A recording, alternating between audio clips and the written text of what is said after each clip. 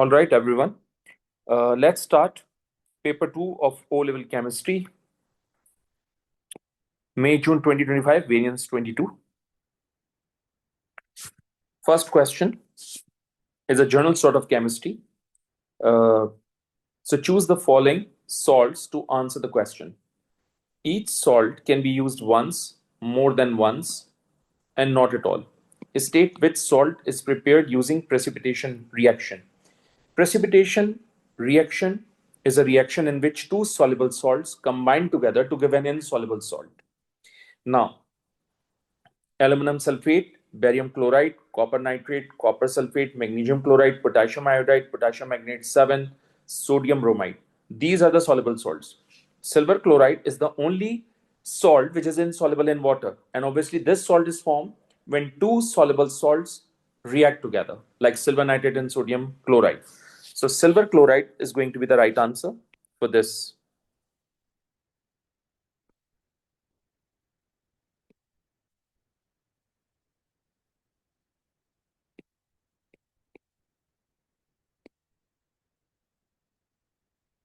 Now, in the next part, gives a yellow flame test color. So, yellow flame belongs to sodium. So, we need to consider sodium bromide because it has sodium ions, and this sodium ions gives you a flame test of yellow color. So, I'm going to write sodium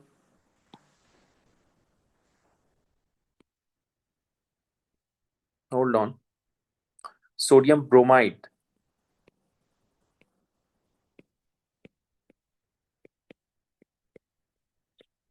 So you must remember the flame colors which we have done in the class.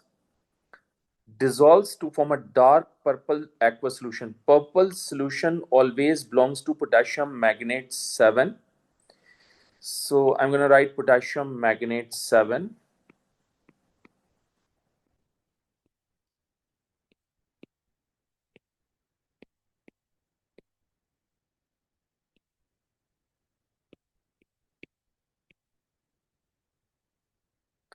Now the next part is aqueous solution that reacts with dilute sulfuric acid to give white precipitates. So when sulfuric acid gives white precipitates, then the aqueous solution needs to be barium chloride, because when barium chloride and sulfuric acid react together, white precipitates of barium sulfate is formed. So this part of the question belongs to identification of cations and anions.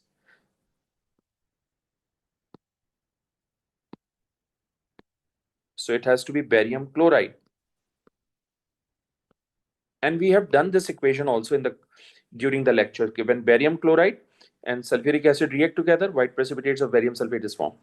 Now the next part of the question is, has an aqueous solution that reacts with aqueous bromine. Aqueous bromine is more reactive halogen, right? So if it is reacting with aqueous solution, the aqueous solution must contain iodide ions, because bromine can displace iodide into iodine. So let me check this one, potassium iodide. So potassium iodide is the right answer.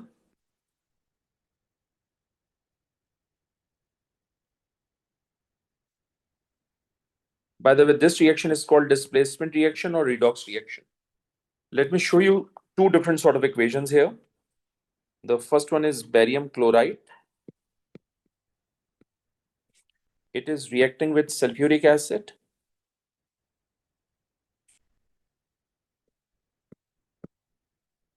Converting into barium sulfate and HCl. And this barium sulfate gives you white precipitates, okay? And in the next, last part of the question, we have potassium iodide. It is reacting with bromine. Since bromine is more reactive than iodine, which means bromine can displace iodide ions from its salt solution into iodine and will turn to potassium bromide. We have two bromine here, so we need to put 2 here, we need to put 2 here. All right? So that's the equation behind last two parts, okay? That's the end of first question. Let's move on to the next question.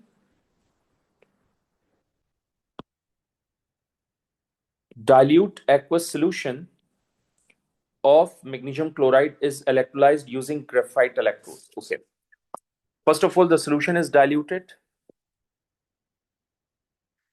which means we have magnesium ions and chloride ion. We have hydrogen ion and hydroxide ions from water. Okay. We know that hydrogen is closer to the line of discharge, so it will move first from the electrolyte in the form of hydrogen gas at cathode,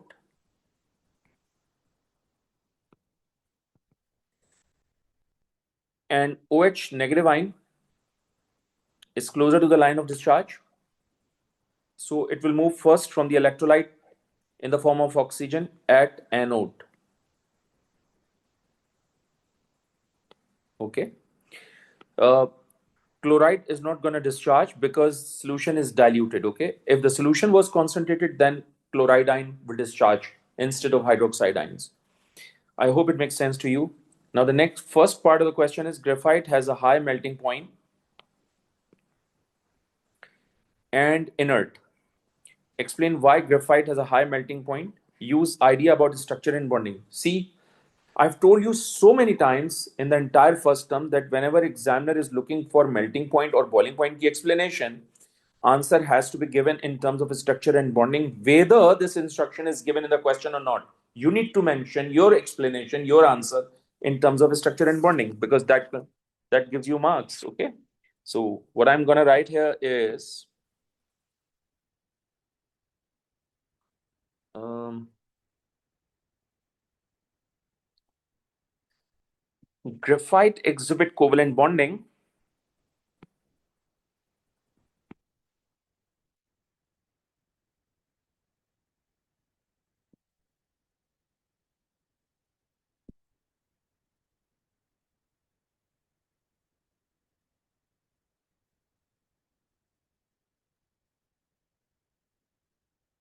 and has a giant structure.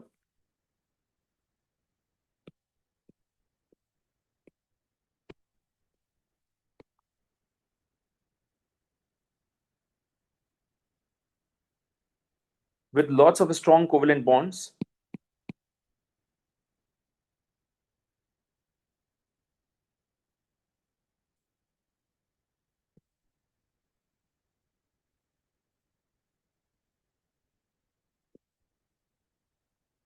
To overcome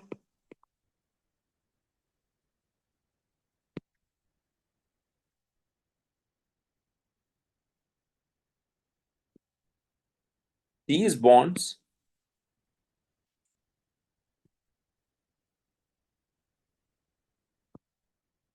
and intermolecular forces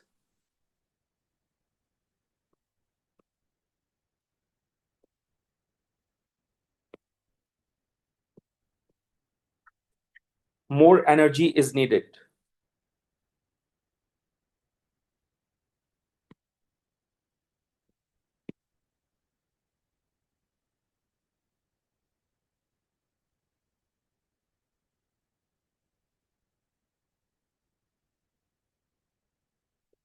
Okay. We need to mention the intermolecular forces because the layers of graphite are held together by van der Waals forces, and these van der Waals forces are also called intermolecular forces. Okay. So we need to mention the intermolecular forces along with the bonds. State one other property of graphite that makes it suitable for use as an electrode during electrolysis. Graphite contains free mobile electron, and also it is inert.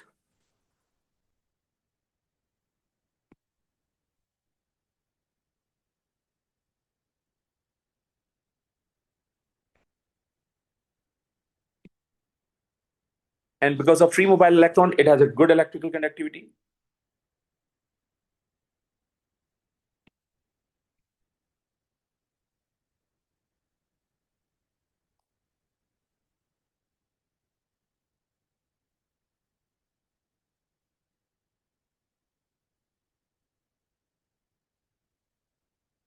Predict the products of the electrolysis of dilute aqueous magnesium chloride. with electrode. Product at anode, obviously product at anode is going to be oxygen, and product at cathode is going to be hydrogen. So at anode, oxygen, and at cathode, hydrogen.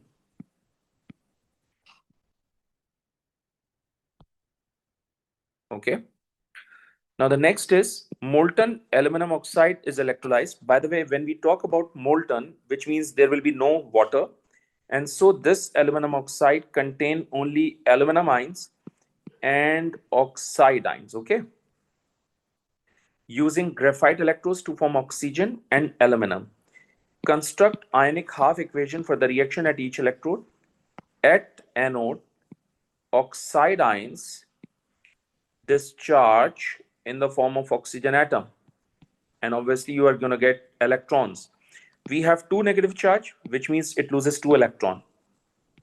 Since oxygen always exists in diatomic state, so I'm going to put 2 here. Obviously, to balance that, we need to put 2 here. Since we have 4 minus charge, 2 times 2 becomes 4 minus. So I'm going to write 4 electrons here. And that's the balanced chemical equation, and that's what we have done in the class also. Okay. At cathode, aluminum ion discharge at cathode, and obviously to neutralize the positive charge, it will gain 3 electrons and will turn to molten aluminum. Okay, I hope it makes sense to you. A metal object is electroplated with copper. The metal object is the cathode. That's very, very important. That's what we have done. The metal object has to be at cathode, which is attached to the negative terminal of the battery, which is why cathode is also called negative electrode. State the name of the substance used for the anode for the electrolyte. So a metal object is electroplated with copper. So if metal object has to be at cathode, this copper has to be at anode. Okay.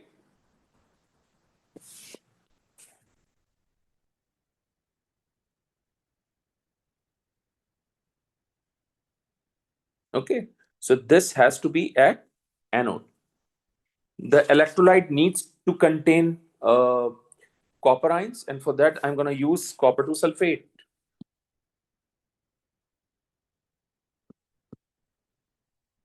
If you're just writing copper sulfate, you are not gonna get the marks from the examiner side. Okay, so that's the end of this question also. Let's move on to the next part of the question. Let's see what we have. The equation for the reaction between ethene and bromine is shown. Okay, this is your ethene. Ethene is basically your hydrocarbon reacting with bromine, converting into 1,2-dibromoethane. So this product is called 1,2-dibromoethane. Anyhow, examiner is looking for the observation when ethene gas is bubbled through aqueous bromine. By the way, aqueous bromine has a red-brown color.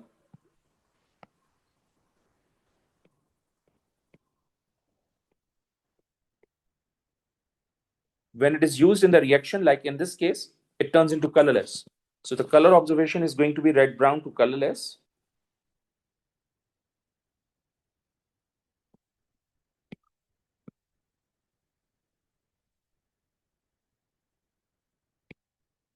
This is also called unsaturation test. Unsaturated are those which contain double bond or triple bond between the carbon atoms. So ethene is basically an unsaturated hydrocarbon. And so to test for its unsaturation, I'm going to use aqueous bromine. Anyway, some bond energies is given in this table. Show by calculation that the enthalpy change of the reaction between ethene and bromine, delta H, is minus 107 kilojoules per mole. So I'm going to go for the calculation. Excuse me.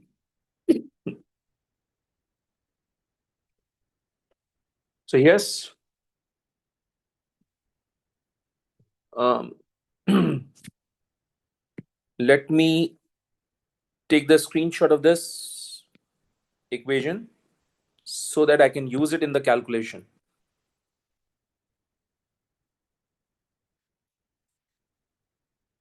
So that's the equation.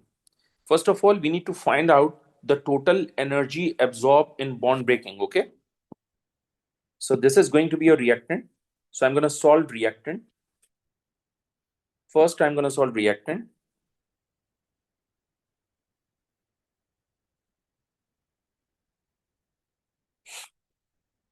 See, we have carbon-hydrogen bond, and we have total 4 carbon-hydrogen bonds. So 4 carbon-hydrogen bonds. We have carbon-hydrogen bond energy, which is 410 in the table. I'm going to multiply by 4. So it's going to be how much? 1640. Now we have carbon double bond carbon also. And the bond energy of carbon double bond carbon is given, which is 610. Okay.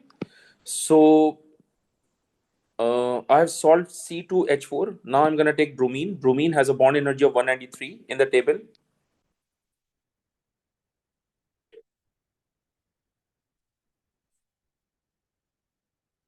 Okay. So let me add all these three values. Add 1640, 610, and 193. So if I'll add these values, I'll get 2443. So this is the total energy absorbed in breaking these bonds. Okay. So let me handle product now.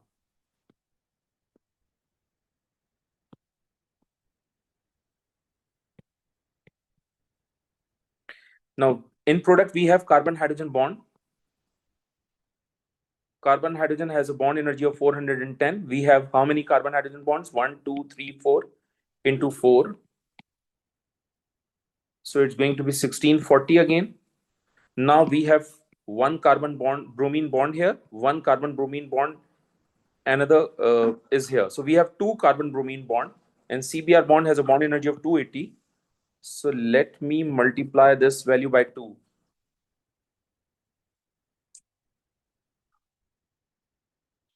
So the bond energy is going to be 560. See, guys, you have carbon single bond carbon also. So I'm going to use this value also. Carbon single bond carbon is going to be 350. Add these values. So it's going to be 2550. So this is the total energy released in making these covalent bonds. Okay. To get the enthalpy change, which is represented by delta H, formula is going to be energy of reactants minus energy of products. The energy of reactant is 2443. The energy of products is 2550. If I'll subtract these two values, I'll get the enthalpy change of this reaction. And the enthalpy change of this reaction is going to be 2443 minus 2550 is going to be minus 107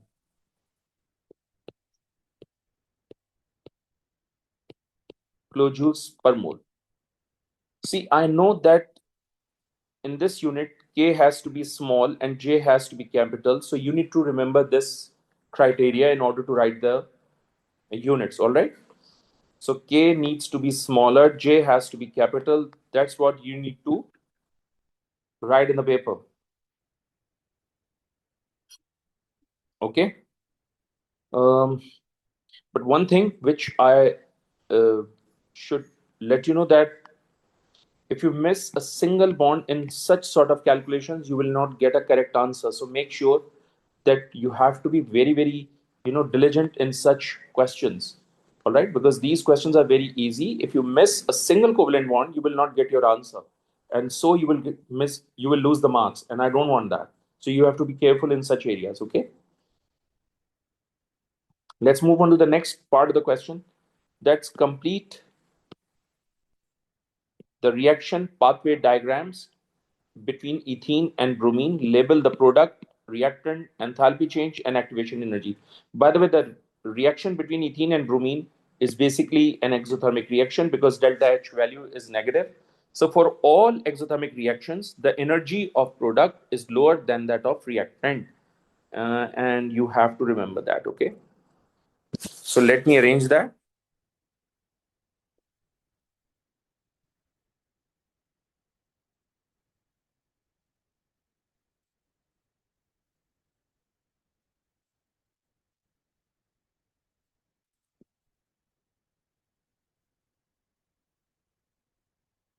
This is the energy profile diagram. Ethene is basically CH2 double bond CH2 plus Br2. These are the reactants. And the product is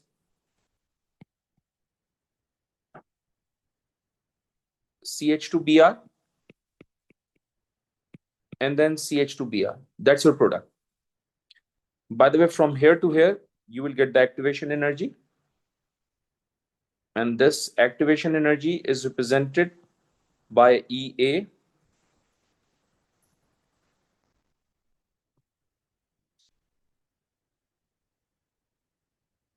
Activation energy is the minimum amount of energy required to proceed the reaction, okay?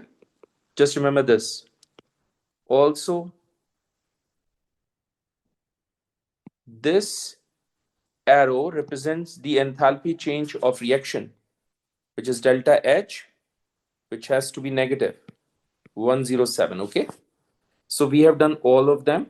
I have shown the reactants, I have shown the products, I have shown the delta H and the activation energy, okay? Next is draw dot and cross diagram to show the electronic configuration in a molecule of ethene. Show only outer shell electrons. Well, ethene, we have done ethene in the class, all right? So first of all, this one is carbon and this one is another carbon, okay? This one is carbon, this one is another carbon, okay? Now in ethene, the molecular formula is C2H4, which means each carbon attached to 2 hydrogen atoms. That's what the examiner has shown us also, okay? So each carbon attached to 2 hydrogen atoms. Let me show these hydrogen atoms. This is the first hydrogen atom. This is the second hydrogen atom. This carbon also attached with 2 hydrogen atoms. This one is first and this one is second, okay?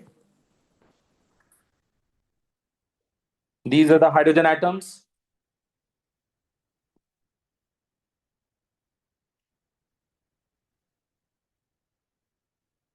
Now carbon belongs to group 4 and so it has 4 valence electrons. Let me distribute 4 valence electrons.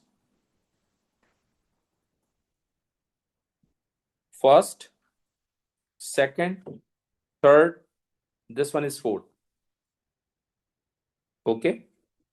Now the 4 electron of this carbon atom represented by unshaded circle, which is 1, 2, 3, and this one is 4. The electrons of hydrogen are represented by cross. Hydrogen has only 1 electron in its valence shell, so represented by 1 cross, okay? So that's the dot and cross diagram of ethene molecule. And also ethene contained double bond between the carbon atom, which means 2 electron of each element shared together. That's what the concept is usually apply in this sort of diagram. So 2 electrons of each element share together, and so you will get a double covalent bond between the carbon atom, okay? That's what we have done in the class, and that's the end of this question. I hope it makes sense to you. Let's move on to the next part of the question. Oh, that's the next question is, belongs to carboxylic acid. Ethanoic acid is basically a carboxylic acid which has a formula CH3COOH. By the way, this COOH is the functional group of carboxylic acid, and all carboxylic acids are organic acids. Oh, examiner is saying the same thing. Give the general formula of the homologous series of carboxylic acid. We have done this in class. So its general formula is CnH2n plus 1 dot COOH. Okay, that's the general formula. One characteristic of homologous series is that all compounds share similar chemical properties. That's true. Homologous series has similar chemical properties because it has the same functional group. Explain why compounds share similar chemical properties. That's what I've told you. Because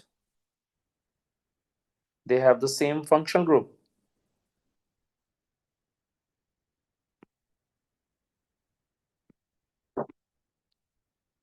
Because they have a same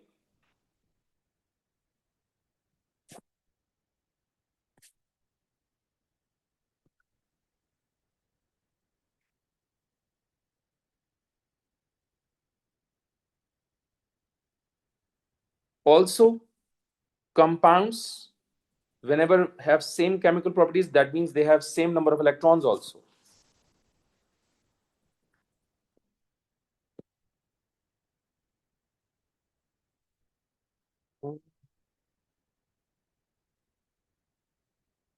I think I'm not going to write the number of electrons because whenever we talk, since ethanoic acid and propanoic acid has different number of electrons, but they have the same functional group, which is why they have the same chemical properties. So I'm not going to write the number of electrons while explanation. I don't think so. It's going to fit here because examiner is looking for the in context with the homologous series of the carboxylic acid. Okay, so the next part, the equation for the reaction between calcium and dilute ethanoic acid is shown. Oh my goodness, that is the equation which I've told you during the explanation of organic, that these sort of equations usually came in the paper and you should know how to make them. So these equations are also very, very important. State the name of the compound. By the way, this is going to be calcium, and by the way, this entire group is ethanoate. So the name of compound is going to be calcium ethanoate.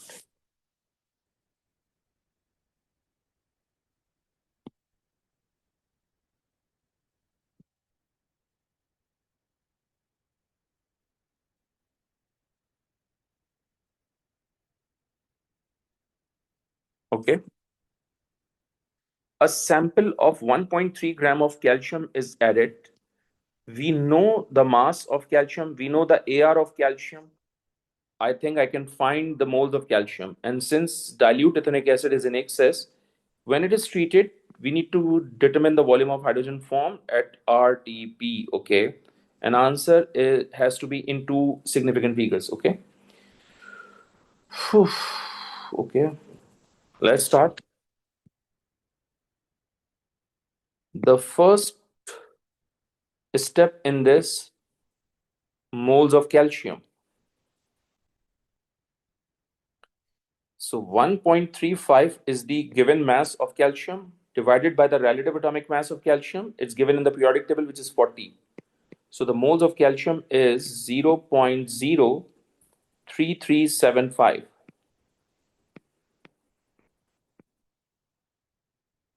moles. Okay. Now, according to the equation, calcium ion and hydrogen has 1:1 ratio. We have 1 mole, we have 1 mole here, which means the molar ratio between calcium and hydrogen is going to be same. That is 1:1. When we have 0.03375 moles, so obviously the moles of hydrogen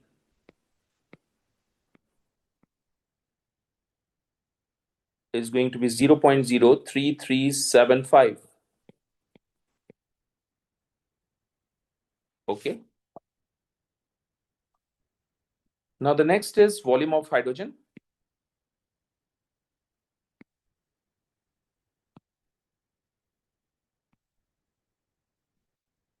To get the volume of hydrogen, moles needs to multiply molar volume, which has to be at RTP. That's volume at RTP. Okay. So moles is 0.03375 and the molar volume is basically 24 dm3 because examiner is looking at the volume of hydrogen gas in dm3. So I'm going to write 24 dm3 instead of 24,000. So volume of hydrogen gas is going to be 0.81 dm3. So 0.81 dm cube is the right answer. Okay. 1.35 divided by 40, 0.03375 into 24.81. Okay. Now the next part is dilute ethanoic acid is a compound of vinegar. Vinegar is used in as a food additive. Describe the manufacture of vinegar. Include reactants and conditions. Okay. We have done this part in organic chemistry, but one thing you need to remember that the reagents required for this manufacturing of vinegar is ethanol, and ethanol has a formula of CH3 CH2OH, and the second one is potassium magnate 7. Potassium magnate 7 is acting as an oxidizing agent here.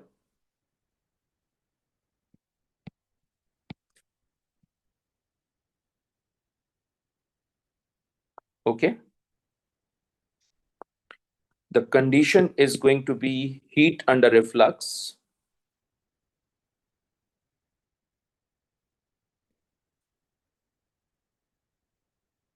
What does it mean? It means that all organic molecules are highly flammable, so we cannot heat them on direct flame.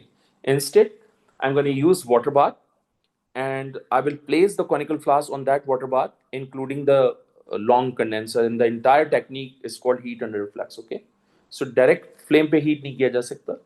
Water bath पे रख के conical flask water bath पे रखी जाती है, conical flask में condenser होता है, एंड देन फिर हम उसको हीट करते हैं. So the equation for the reaction is going to be like this.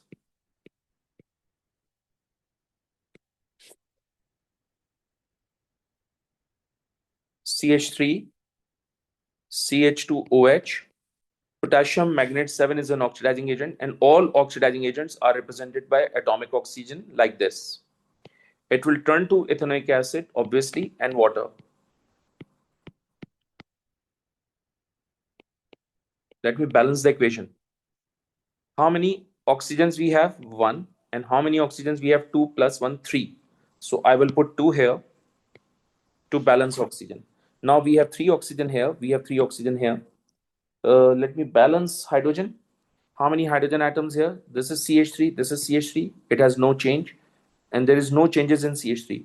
While we have 3 hydrogen atoms here, 1 here and 2 here, so it's 3 hydrogen atoms. So hydrogen on both the sides is same, oxygen on both the sides is same. So it's a balanced chemical equation, and that's what we have done in the class, all right? You should remember such things. You don't need to be panic in such areas. So it's basically the manufacture of ethanoic acid from ethanol. And ethanoic acid is also called vinegar, because vinegar is a commercial term, industrial term, not the laboratory term. Okay.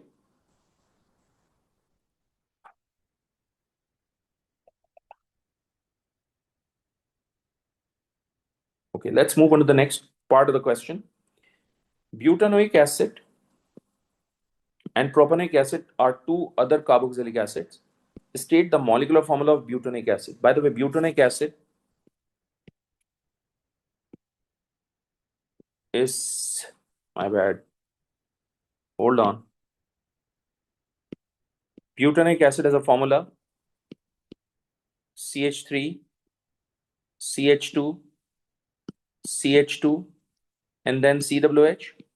Whereas propanoic acid has a formula CH3, CH2, and then CWH. Examiner is looking for the molecular formula of butanoic acid. So let's count carbon atom. We have 4 carbon atoms. 1, 2, 3, 4. How many hydrogen atoms? 5 plus 2, 7. 7 plus 1, 8.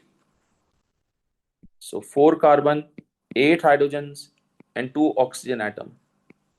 So that's the molecular formula of butanoic acid. 1, 2, 3, 4. Okay.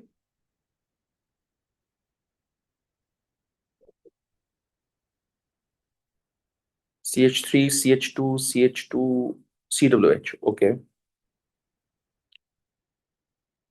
Draw the displayed formula of propanoic acid. When we say displayed formula, that means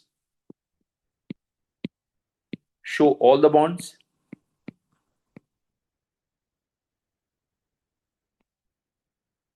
show all the atoms.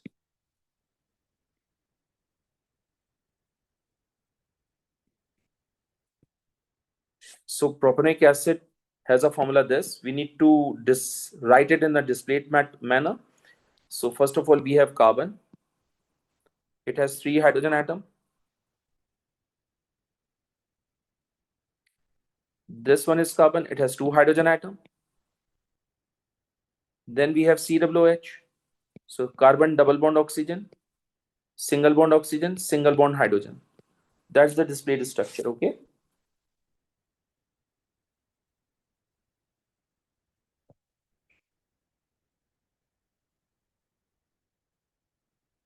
Solid sodium carbonate is added to dilute propanoic acid. Predict an observation for this reaction. Whenever any acid react with any carbonate, then always carbon dioxide gas is given off.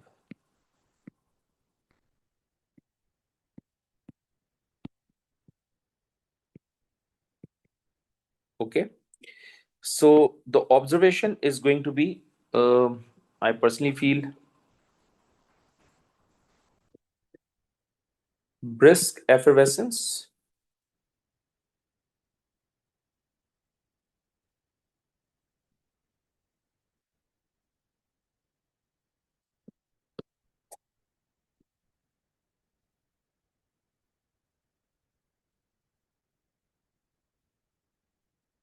is given off. Okay. And brisk effervescence terminology is specifically used for carbon dioxide gas only. Okay.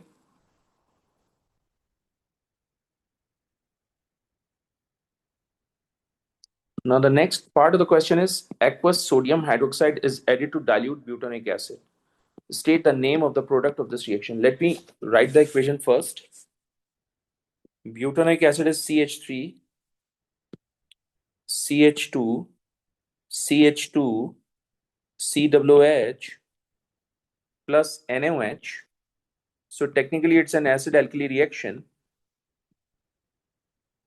Acid gives hydrogen ion, alkali gives hydroxide ions. Both of them are reacting together, converting into water. Now, the remaining species combine together to give a product which is going to be sodium butanoate.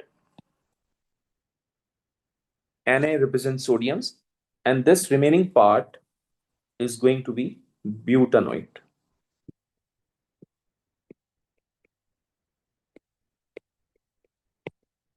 So name the product of this reaction, sodium butanoate and water.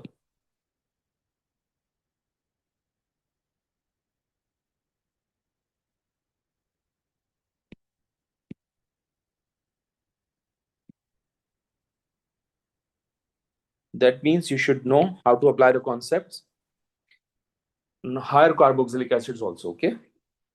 That's the end of this question. Let's move on to the next question.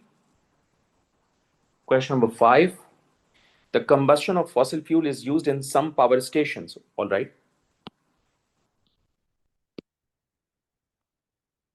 Some power station uses diesel oil as fuel. One compound in diesel oil has a formula of C12H26. Construct the symbol equation to show complete combustion of C12H26. Well, I have given you this equation.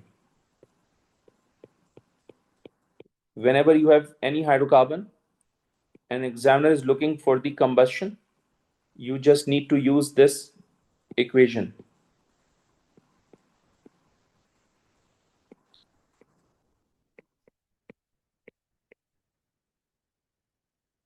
Okay, so X is basically the number of carbon atom, and number of carbon atom here is 12, and 26 is the number of hydrogen atoms. So Y has a value of 26 and X has a value of 12. Okay, So I'm gonna write these numbers in this equation and I'll give you the answer, okay?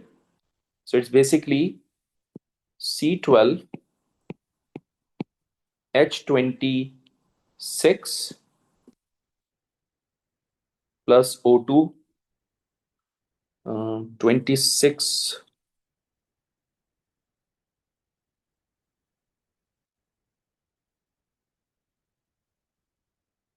I believe it's 18.5 arrow, okay, 8 CO2 plus Y upon 2. So Y is 26. 26 by 2 is going to be 13. 13 H2O. That's the answer. Now the issue is, can we write the equation in decimals? Yes, you can write the equation in decimal. Instead, you can write the whole equation. Instead, you can multiply the whole equation by 2 also. Okay, that's acceptable also. State one adverse effect of this pollutant, or the complete combustion produces air pollutant. So carbon dioxide is the air pollutant. It causes global warming.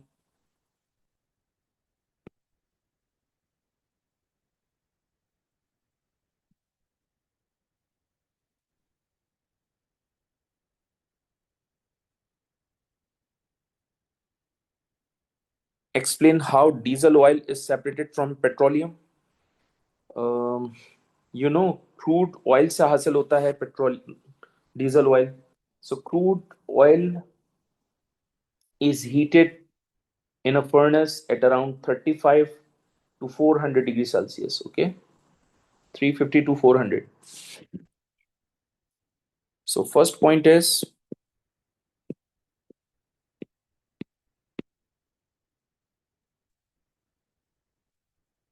crude oil is heated in a furnace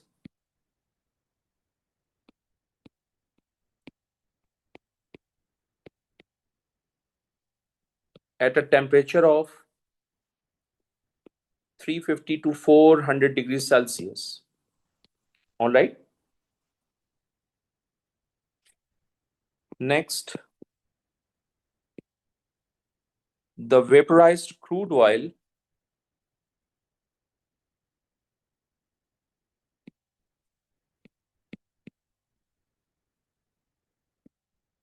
is sent into the fractionating column, yeah, into the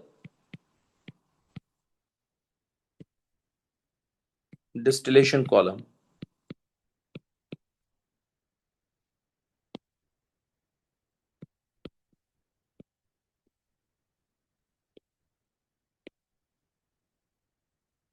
Okay. Different hydrocarbons have different boiling points, so they will collect according to their boiling points.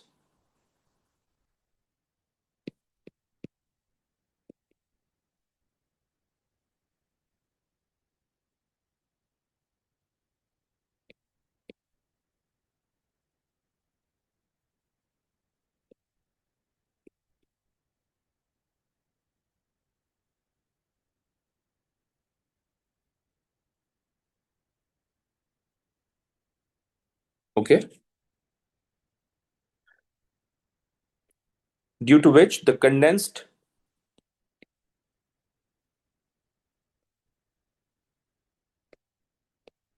diesel fraction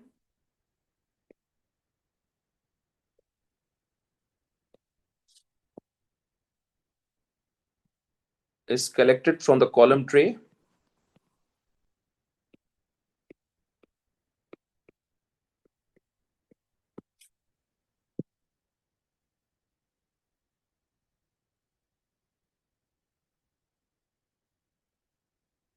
Also, it is to be noted that diesel oil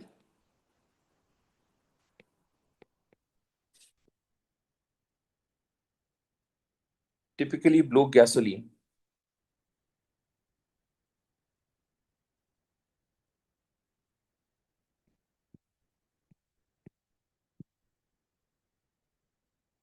Okay. Now, The such parts of the paper are extremely challenging and analytical and tricky also, because you need to get 3 marks.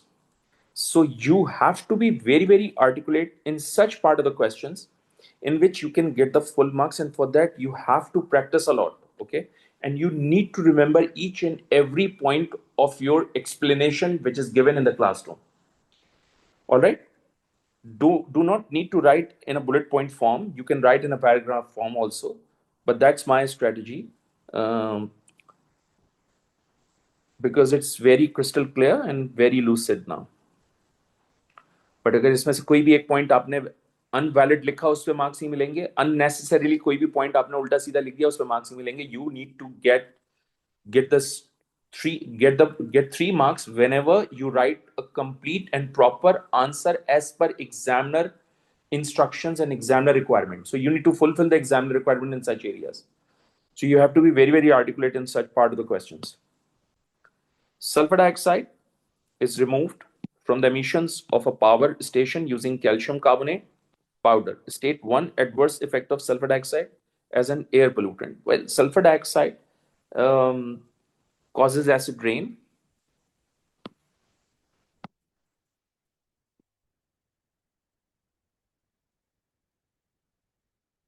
And this acid rain corrodes building and limestone work.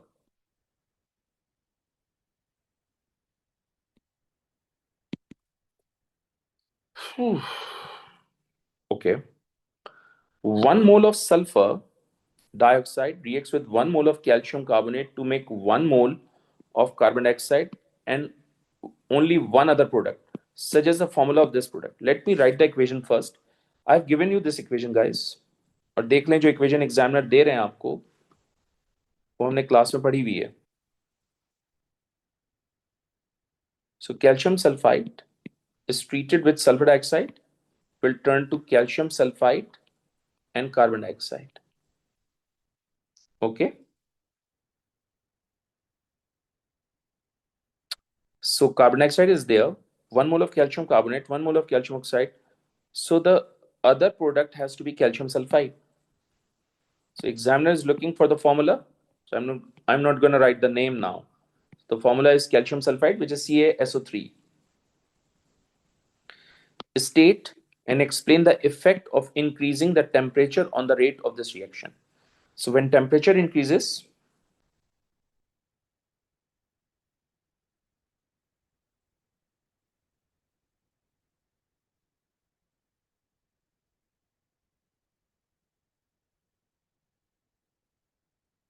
kinetic energy increases.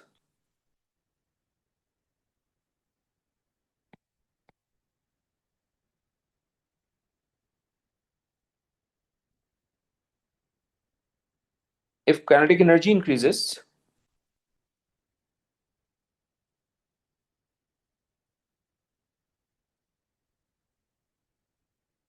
collision frequency increases.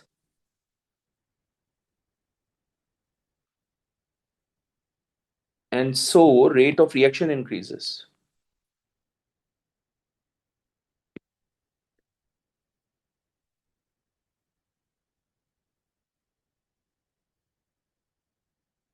I hope it makes sense to you.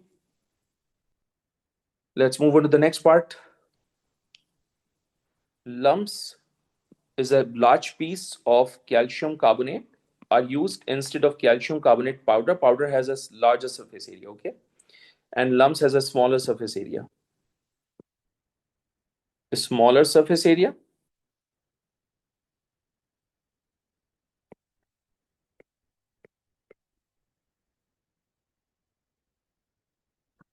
And powder has a large surface area.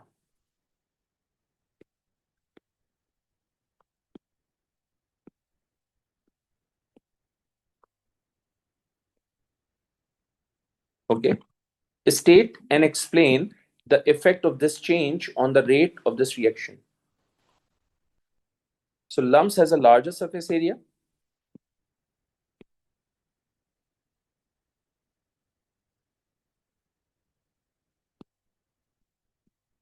Oh, my bad. Lumps has a smaller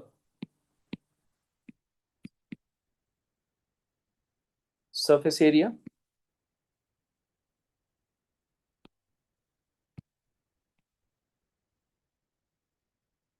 So number of reacting particles decreases.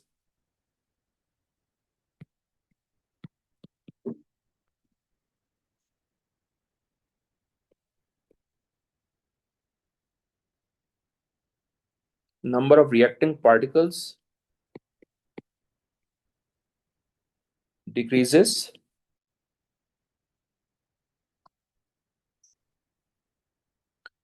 Collision frequency decreases.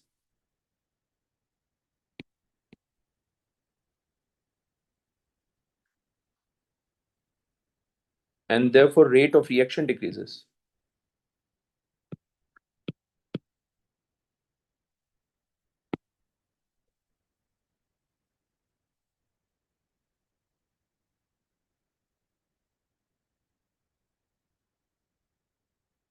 See two things.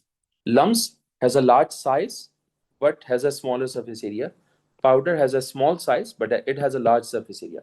That's what you need to remember. That's what you need to know about that. Okay. Let's move on to the next question.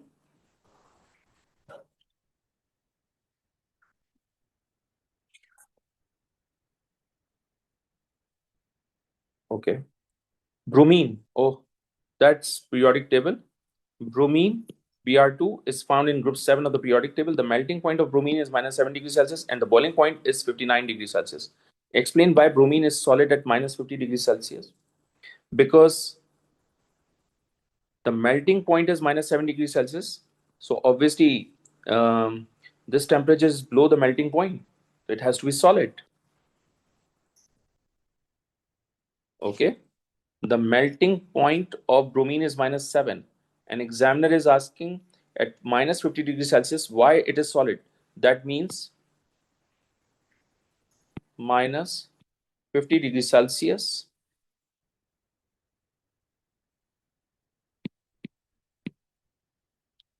is below its melting point.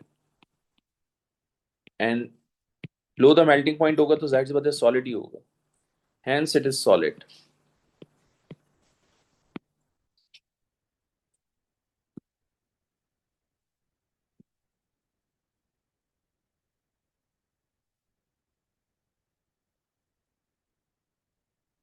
Describe the arrangement and motion of bromine molecule at minus 50.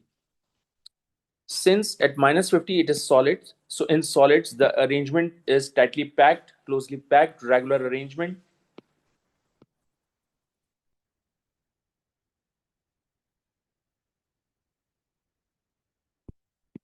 At minus 50 degrees Celsius, bromine is solid.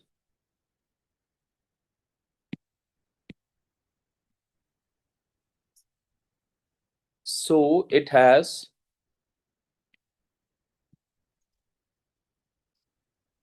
regular arrangement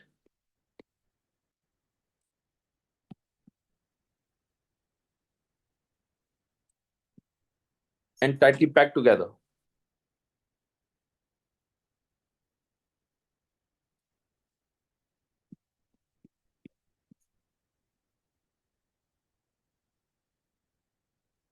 Okay. Let's talk about the motion now. Uh, and why they are tightly packed? Because of the strong attractive forces.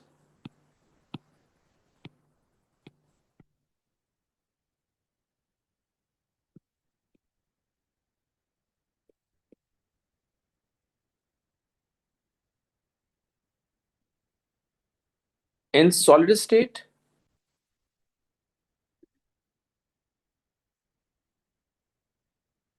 particles can only vibrate.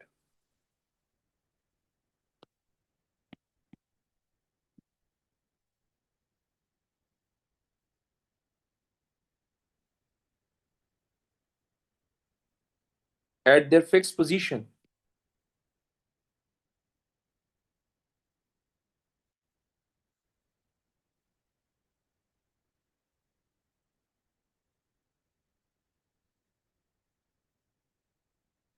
Okay.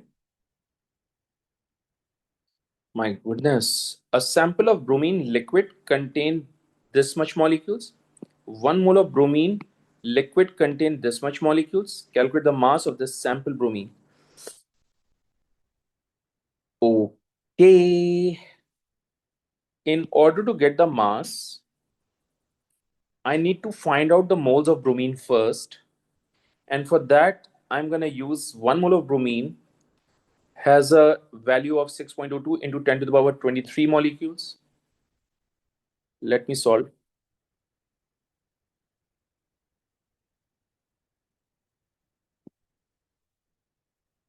6.02 times 10 to the power 23 molecules. So when we have this much amount of molecules,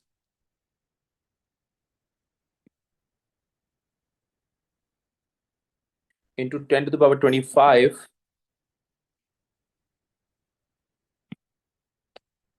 the number of moles we have is going to be,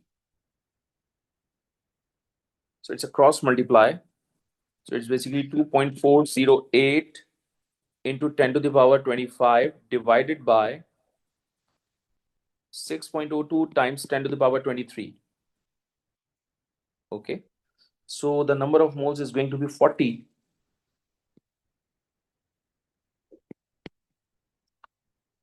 So to get the mass, we should know the MR of bromine. And the MR of bromine is going to be calculated by using the AR given in the periodic table, which is 80. Since we have 2 atoms into 2, so the MR becomes 160.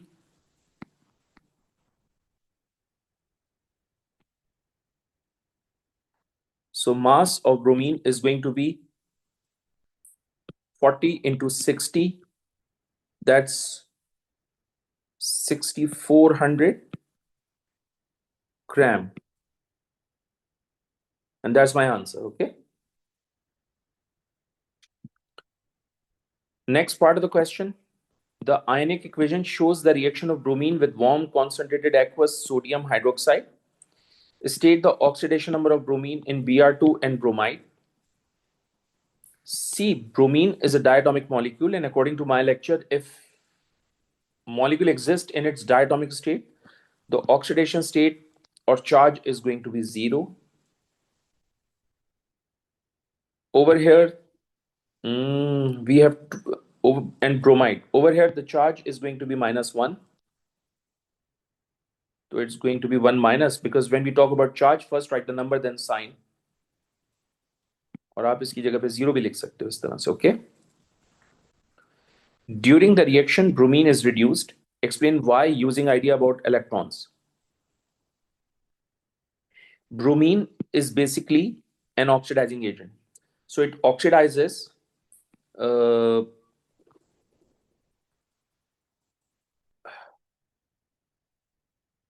bromine into this and reduces itself. So bromine is technically, hold on, let me give you an explanation. Bromine is basically an oxidizing agent.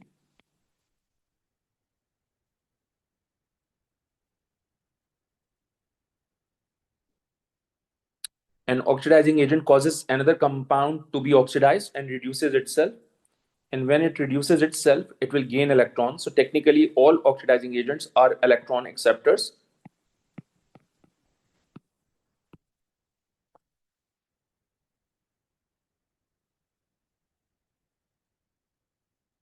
Which means during the reaction, they will gain electron, okay? So bromine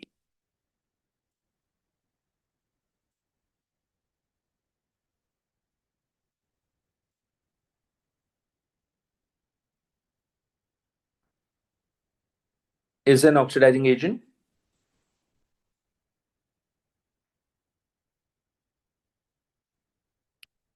During the reaction,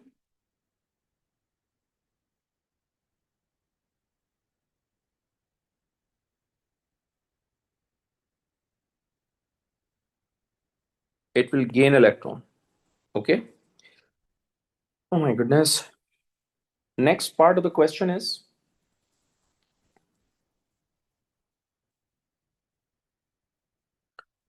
bromine reacts with hydrogen in a closed system to form equilibrium mixture.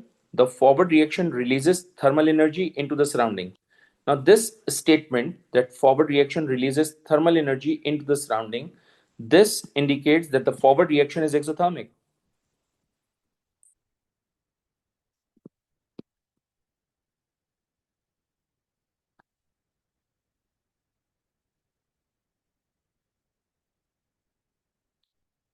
If forward reaction is exothermic, then it means the enthalpy change value for this reaction is going to be negative. Now, examiner is saying that temperature of the equilibrium mixture is increased, the pressure remains constant. State and explain what happens to the position of equilibrium. In an exothermic reaction, whenever we increase the temperature, equilibrium always shifts towards left hand side. So position of equilibrium favors towards left hand side. Left hand side bolo, reactant side bolo, it doesn't make any difference.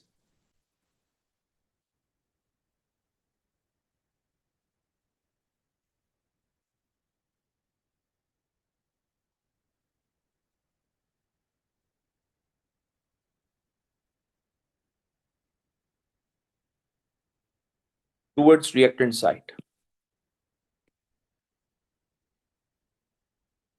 Okay, why? As forward reaction is exothermic, as forward reaction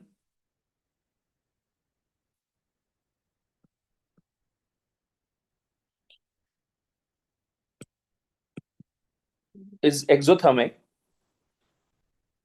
so if temperature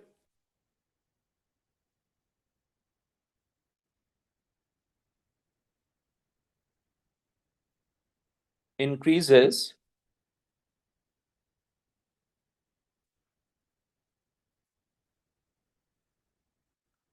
it favors the equilibrium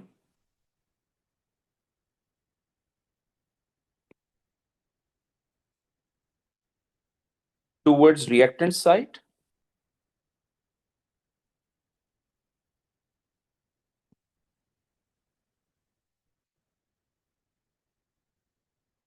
Just to utilize the heat.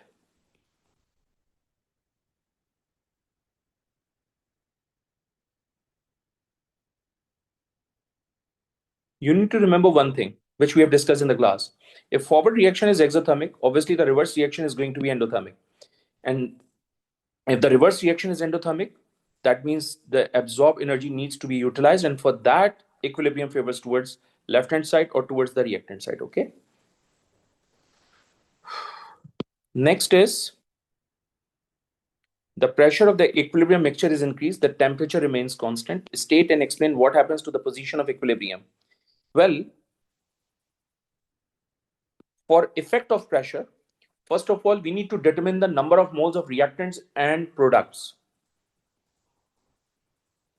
And then we can decide whether it's going into the forward direction or going into the backward direction. So the total number of moles on the reactant side is 2, and the total number of moles on the product side is 2. Since the number of moles on both the sides is same, so according to the concept, there will be no change in position of equilibrium.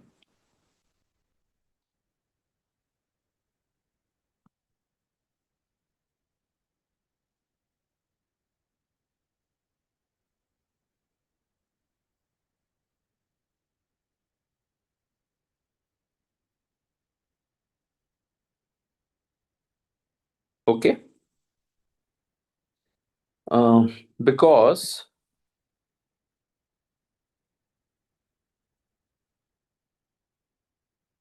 number of moles are same on both reactant and product side. Reactant, and product side. One thing you need to remember also, for effect of pressure, the reactants and products has to be in the gaseous state, which is why I'm going to use bromine, hydrogen, and HBr because they exist in gaseous state at RTP. Okay. Now, the last part of this question is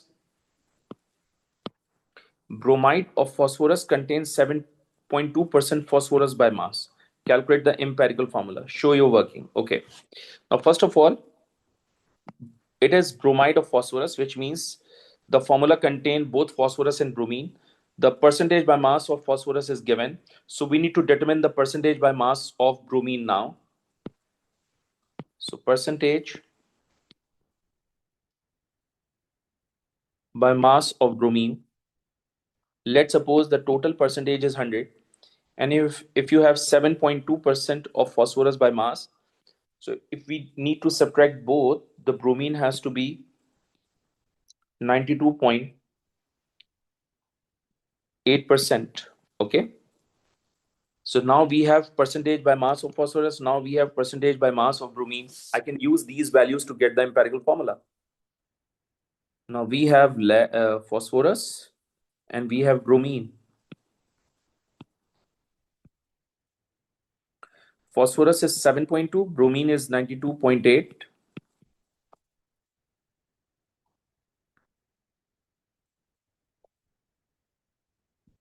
Hold on a second.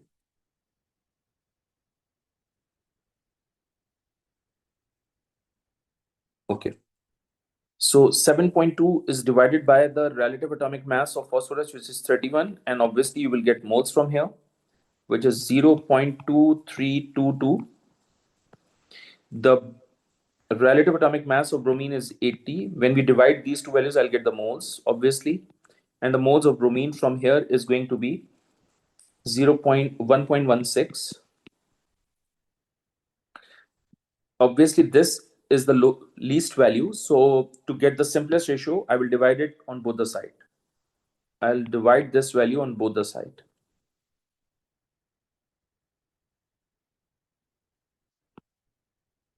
Why am I doing this? Because to get the simplest ratio.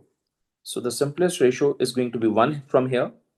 And the simplest ratio is going to be 4.99 from here. If I'll round up the value, so you will get 5. So technically we have 1 phosphorus and 5 bromine. So the empirical formula is PbBr5. PbR5, okay? Not Pb. Pb is basically lead. So that's the end of this question. Let's move on to the next part of the question. For next part, that's the next question. Oh, there are so many questions in this paper. Iron is used to make stainless steel. Stainless steel is used to make cutlery because it is resistant to corrosion or rusting. Give one other reason why stainless steel is used to make cutlery.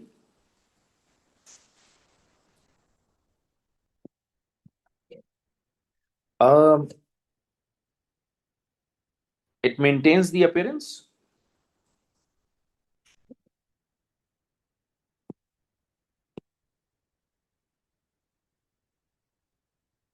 Maintain the appearance.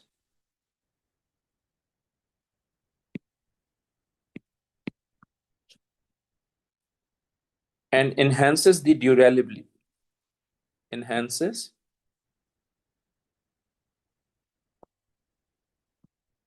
durability. Okay. Stainless steel is an alloy. Give the meaning of the term alloy. Alloy is a mixture of one or more than one metal along with another element.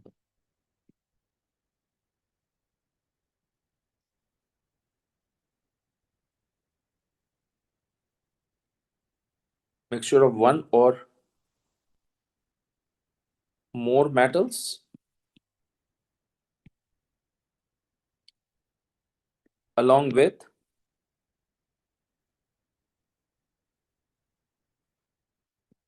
another element. Okay. Iron nails are galvanized with zinc to prevent rusting.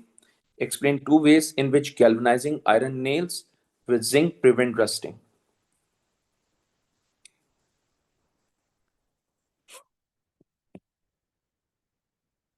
Number one, the zinc coating acts as a protective layer.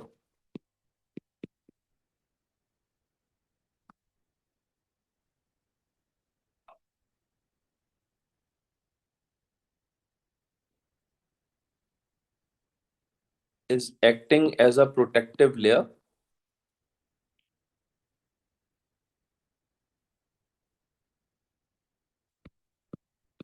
because the reactivity of zinc is greater than that of iron.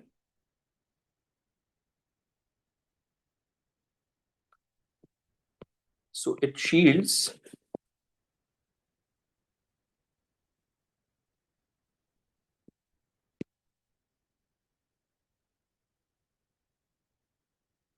exposure of iron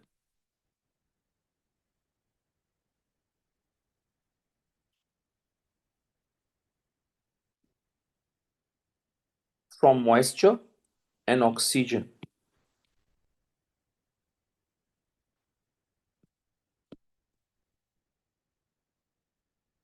Okay. And presence of moisture and oxygen is the core condition for rusting. Okay. Zinc is more reactive than iron.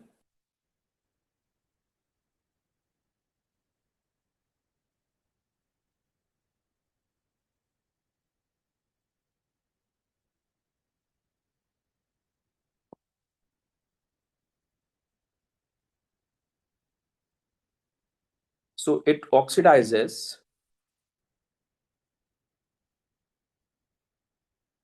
preferentially than iron.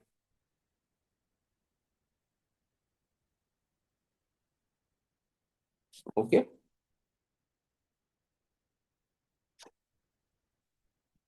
If the coating is stretched,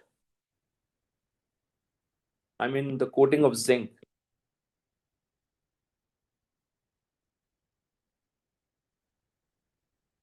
if the coating is scratched and iron is exposed,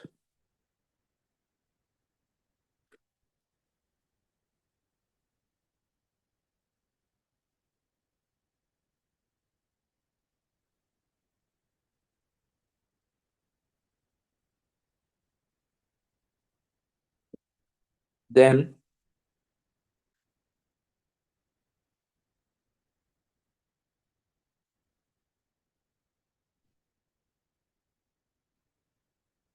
iron is oxidized.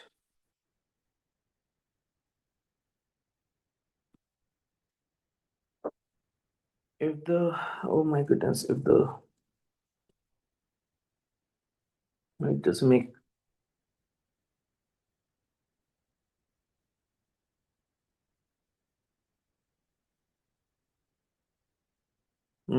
if the coating is scratched and iron is exposed, obviously zinc is more reactive. So if iron is exposed, then zinc will oxidize preferentially than iron.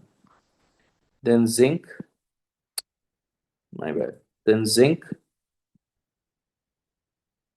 is oxidized easily than iron. And again, this type of question again needs an articulate answer, which you can write it through consistent practice. Okay. Iron reacts with iron reacts with hot dilute sulfuric acid to form hydrogen and aqueous iron 3 sulfate as the only products. Construct a symbol equation for this reaction. Include state symbols. Okay. Iron reacts with hot. Iron is Fe reacting with hot concentrated sulfuric or hot dilute sulfuric acid will turn to iron 3 sulfate, and iron 3 sulfate has a formula of Fe2SO4 taken 3 and then hydrogen gas. Okay. How many sulfate ions here? 3. So we need to put 3 here. How many iron ions here? 2. So we need to put 2 here. How many hydrogen here? 6. So we need to put 3 here. So there's a balanced chemical equation. By the way, iron is solid at room temperature. Since it is dilute sulfuric acid, the medium needs to be aqueous. Uh, Examiner is saying aqueous iron 3 sulfate, so medium is aqueous. And hydrogen is a gas at RTP, okay? I hope it makes sense to you.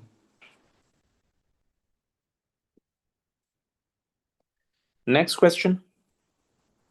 Question number 8. Figure 8.1 shows the displaced formula of compound A. Compound A contain two different sort of functional groups here. This represents ester. I've told you in the class. And this represents alcohol because OH is a functional group of alcohol. So we have only one compound, and in this compound we have two different functional groups. The first one is ester, and the second one is alcohol. Compound A is both saturated alcohol and saturated ester. Why compound A is saturated? Compound is saturated because single bond exists between the carbon atom.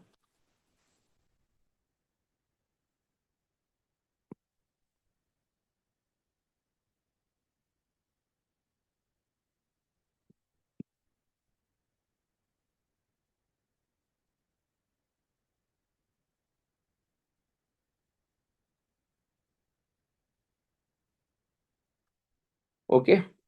Explain why compound A is an alcohol. Because of the presence of alcoholic functional group.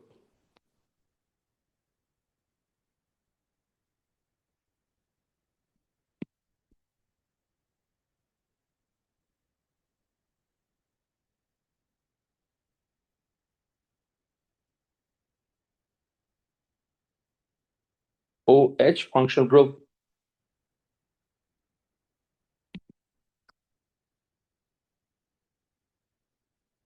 Explain why compound A is an ester. Because of the presence of ester functional group.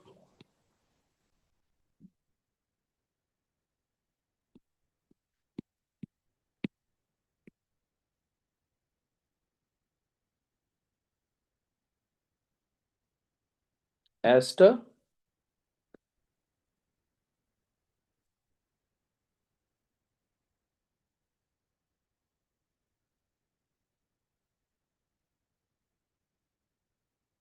functional group. Okay. Figure 8 point shows compound B.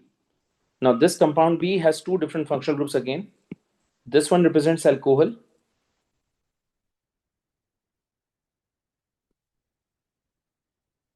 And this represents carboxylic acid.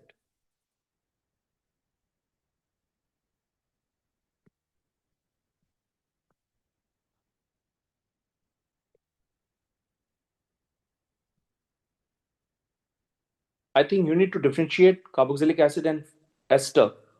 See, how can you differentiate this one is carboxylic acid and this one is ester?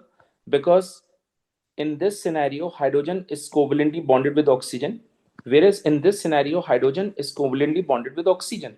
So that's the difference between these two.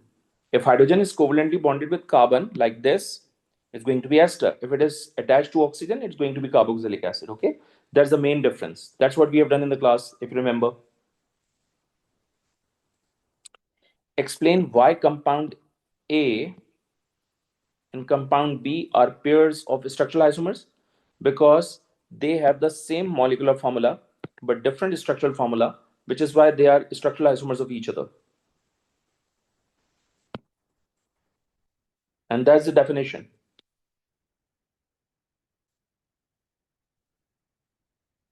Because both have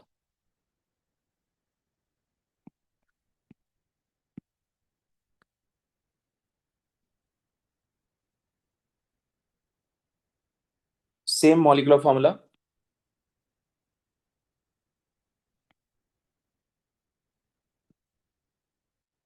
and different structural formula.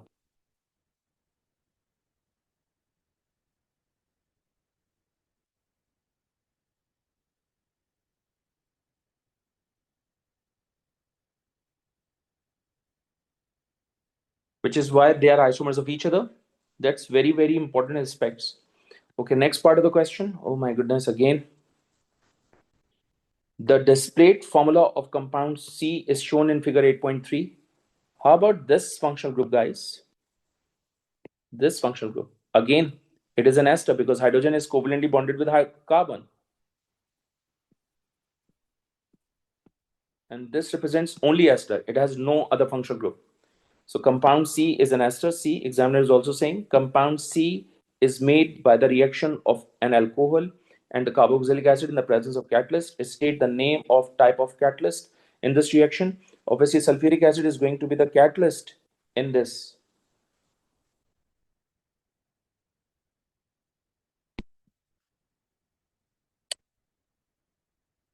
So that indicates you need to learn and prepare minor details of chemistry. Examiner gonna ask any question, but you need to prepare each and every word of chem.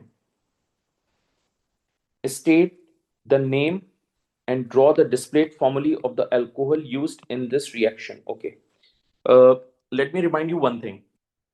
When we were discussing ester, I was saying, so for structure, first write the name of acid and then, for the structure, first write the structure of an acid and then alcohol. But we have a different situation here.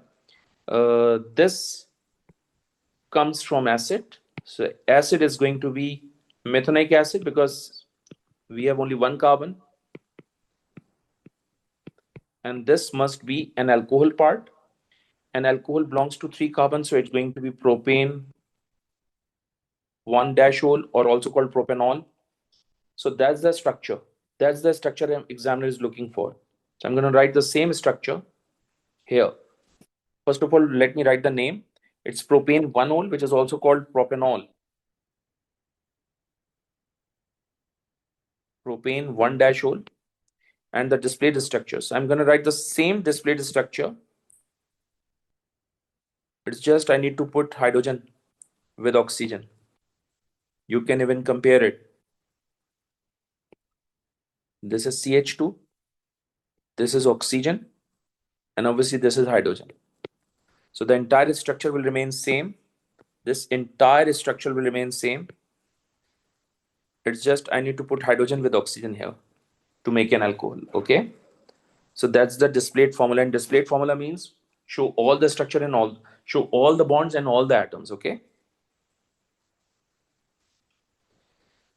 Okay. Next part of the question is part D. Figure 8.4 shows 2 monomers that reacts to make a condensation polymer. Okay, this is diols because we have 2 OH group.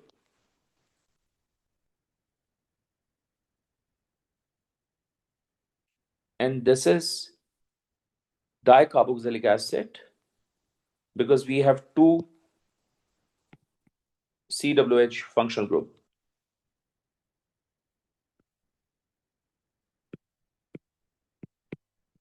Okay. Oh my goodness, that's tricky. Draw the structure of one repeating unit of this condensation polymer. See, carboxylic acid always gives OH and alcohol gives H. So they will combine together to give water. And obviously you will get an ester. So H from here and OH from here also. Okay. So let me write the structure first. Let me show you the correct equation and the correct structure and the concept behind this equation. Okay. Let me copy this stuff. Let me copy this stuff. Okay. So what I'm going to do is, my bad.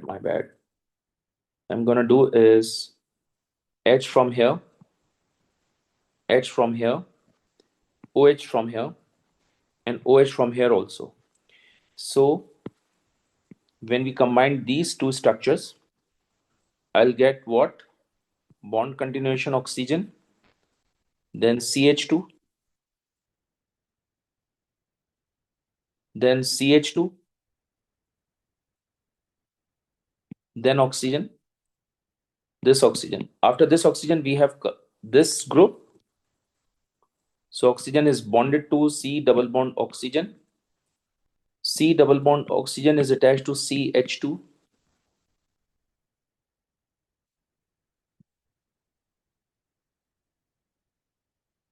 CH2,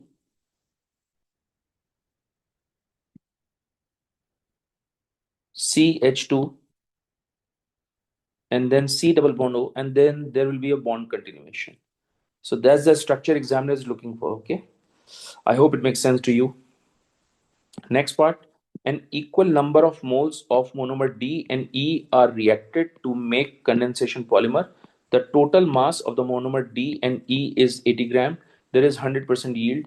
Explain why the mass of condensation polymer made is less than 80, because when OH and H combine together, you will get water. So there will be a loss of mass during condensation polymerization. Okay. So because of the loss of water,